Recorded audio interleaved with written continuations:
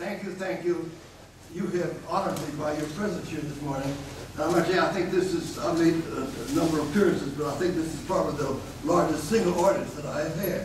And I want you to know that I appreciate it very, very much. And I hope I don't disappoint you. But I have to admit, though, that most of my story has already been told to you. That's all right, too. But I want you to know, in addition to feeling honored being here, I also want you to know that I feel honored that I'm able to be any place, because I'm now 90 years old and I'll be 91 in April.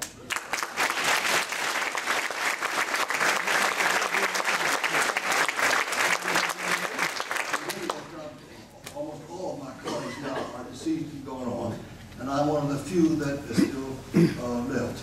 And I'm not planning on leaving anytime soon, but I just thought I'll let you know that. But to begin with, I'm from the state of Illinois. I went to the integrated schools, as they were then, in Georgetown, Illinois, which had a population of less than 3,000 students, but of population, not students. The whole town was less than 3,000 people. So it was a small town, and there were only about 40 colored families in the town. But the Alexander family was one of them that stood out among those colored families in the town, especially in school. And I was one of the top students in the school, all the way from grade school through high school. And I also received the honor for having that achievement there. Now, I don't know what made me different from other people, but I always loved going to school. You couldn't keep me out of school.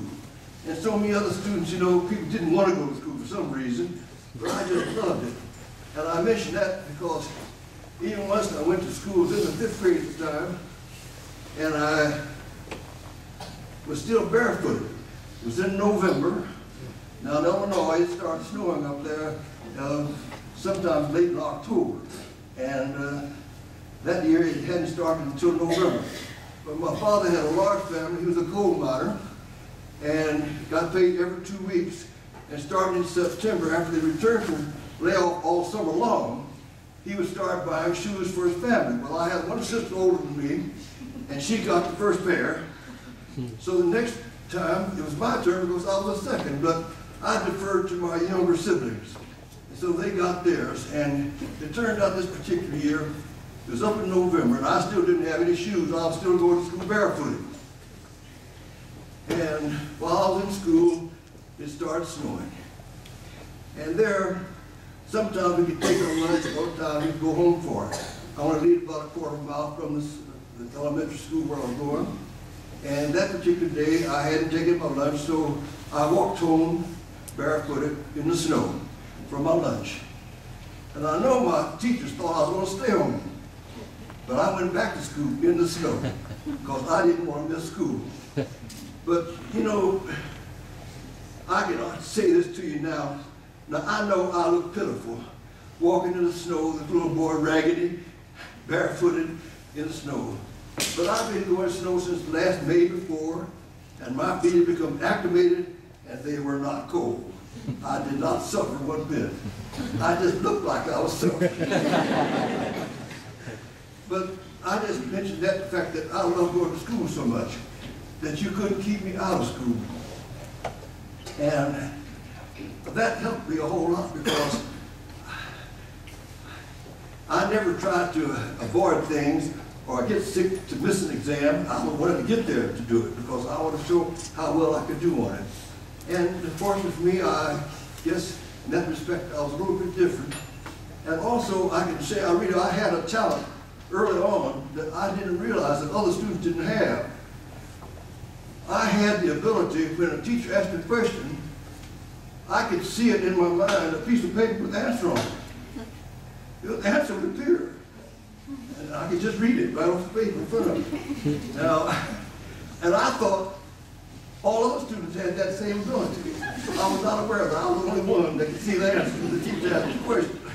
And some people thought I had a book or something that I was looking at, but I did have a book, but it appeared just in my mind's eye. I could see it, read it from mind's eye. But that left me by degrees when I was a sophomore in high school, and it finally faded away by the time I had finished high school. So the time I had college, I didn't have that ability at that time. I had to go on with that far and on. But I always had a dream of being something and being somebody. I was not taken in by the fact that people were saying that I wasn't nobody and I couldn't be anybody. I didn't believe that. And I don't know that I really became somebody, I guess, in that respect. But I think very well I've done very well for myself, considering the circumstances and the obstacles that I've been faced with and had to overcome.